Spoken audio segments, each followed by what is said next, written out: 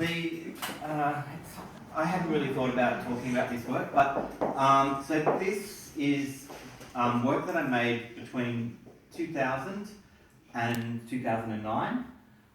It's only selected works from that period. There were other bodies of work that aren't here.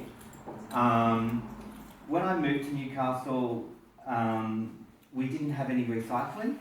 I'd come from Goulburn, which ironically enough did have, it was a minor type of recycling, but at least they had it. And when I came to Newcastle, there was no recycling, and I'd just been in Southeast Asia where I'd seen litter everywhere, and I couldn't throw stuff out. So instead of, so we would have plastics at home, and I didn't know what to do with them.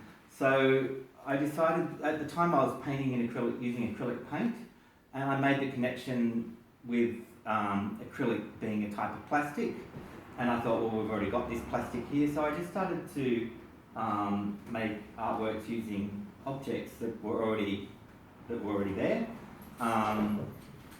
And you know, there's a long tradition throughout the 20th century of artists using found objects to make art. So the difference is that I was also trying to recycle. So that was really the primary thing. And so this one is from 2000, and it's actually, it looks like a sculpture, but it's actually a painting. So when you make a painting, you start with a surface that you tend to prime with white primer, and then you put paint on the surface. So I got white plastic shopping bags and I stuffed this inspring mattress. Took me a while to find a good support, but mattresses were great. You could find them in laneways, and so I stuffed it full of white plastic shopping bags. That was like priming it, and then I collected coloured plastics to embed in the surface and on top, just like you would a painting. And so, because I was studying painting at the time, but it was sculpture as painting. And then one day I realised that if you held it up to the light would shine through it and sort of activate the plastic. And that gave me the idea that you could use plastic as a metaphor for stained glass, which I thought was a really rich metaphor because, you know, we believe in things, we believe in modernism, or we believe in, we live in worlds that are so big around us that you sort of get stuck in them and you can't even see outside them. And so, yeah, so then I got the idea that I could make stained glass windows from them.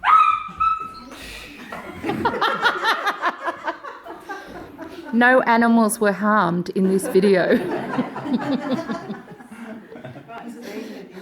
I'm just pleased they weren't all alcoholic containers that you emptied to use them in the artwork. Terrible. So that's really the story of how the whole thing began, and then it really develops out of from there. And so these are the same sort of things. They look like sculptures, but in a sense, to me, they're paintings. They're just three-dimensional paintings, and it's the same thing. So I wanted to, you know, I'd made religious symbols, and so then I wanted to make symbols from science, which is like another form of belief that we can't see out of, around, or so I think I was thinking about medieval times and the way that so again, like this was around the year so this is from 2000, so I was thinking about the millennium and how times change, and 1,000 years before Europe was entirely bound by Catholicism and Christianity, and you know, now we're in a moment where science is what sort of surrounds us or hems us in or whatever. Defines us. Okay. Do they have titles? Yeah, they do. This is called the Mandala of Ronald McDonald. Yeah, say it again. Sorry. The Mandala of Ronald McDonald. Oh, right, Oh. yes. Yep. And the others? So these ones are called In the Sanctuary of Objects. They're part of a series that I made for the City of Sydney. I had made 27. So I was asked to put in a bid for a small body for about 10 works. to go in some light boxes in a laneway in Sydney, and I put forward my proposal, and then they asked me to do all of them. And there were 27 artworks that I had to make in 3 months. Oh, wow. So I learned how to work very quickly when I did those ones. I had a wonderful friend who worked with me as well, and so yeah, they went up in a laneway in Sydney. I particularly like that one down there. It sort of reminds me of a flower. Yeah.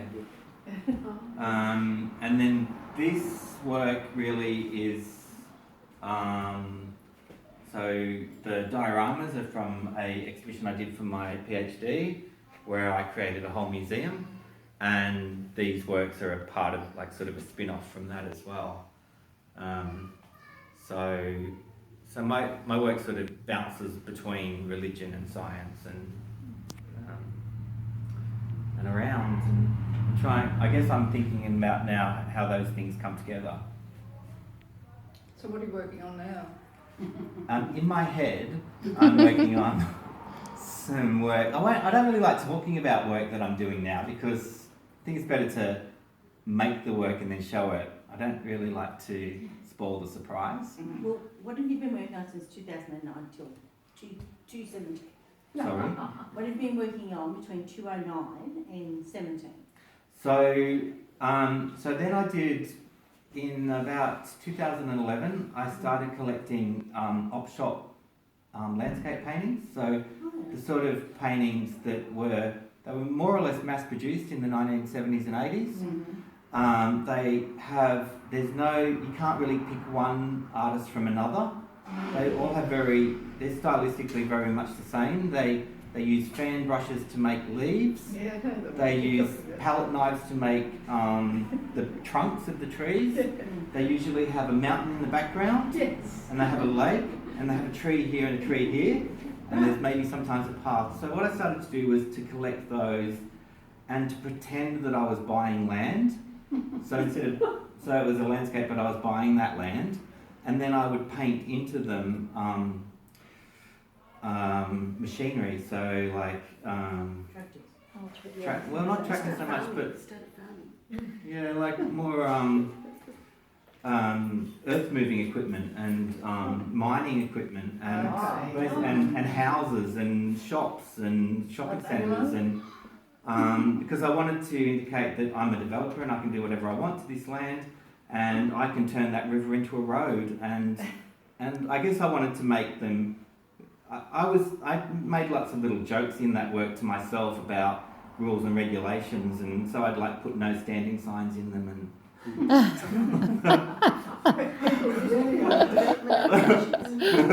I was also thinking about Jeffrey Smart's work, that is these wonderful works where he uses signage a lot and big yellow lines, and so I started painting those sorts of things in.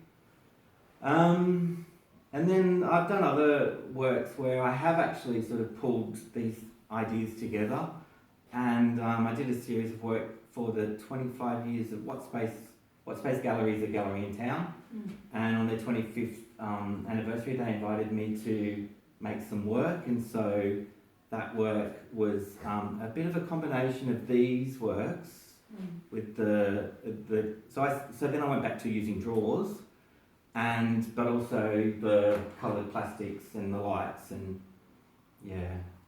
So is that all plastic? Yeah. Except for the wire. Yeah, the better frame. And you've done quite a few sort of community arts things, like in the Central Coast you did some wonderful lit trees and... Yep. So because my practice is based on reusing materials, councils are often interested in it for education programs. So I've done a lot of things where I've made either installations as artists in residencies for streetscapes, and there's also, because Newcastle's a town in, I was going to say turmoil, but I meant to say change, going through change. Yeah, that's better. Sea change. Yeah, and because there's lots of times in Newcastle where the shops have been empty, so I've been commissioned a fair bit to hang artworks in spaces in Newcastle to enliven the area. And one of the things I often like in those situations are lit works, because Is what work? works that are lit, Yes, have yeah, light, that's because then the work operates at night and day. But also it feels, when areas are lit up at night, they feel safer.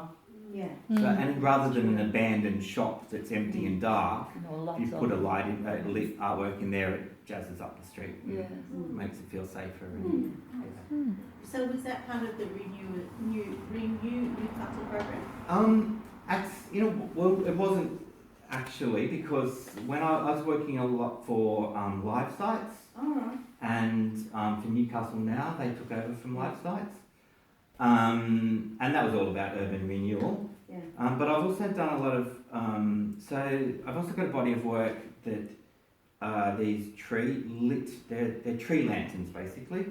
So they're completely different in the sense that they're made of bamboo and cane, but they're trees, so there's a trunk and then all the branches that come out on top.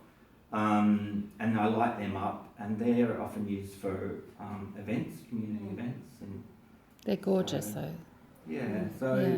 the You light. feel like you have somebody similar to you in Newcastle?